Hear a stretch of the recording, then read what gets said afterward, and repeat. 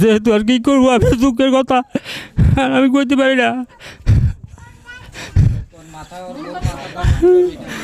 আমার ছেলে জালাল হাওলাদার, হেরা খাওন থাক দূরের কথা, আরও মারধর বাতরসারি করে।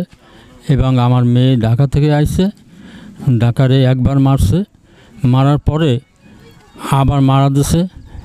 আমি হ্যারি করছি, হ্যাঁ শোনে নাই, হ্যাঁ আমার যাতা ব্যবহার করে।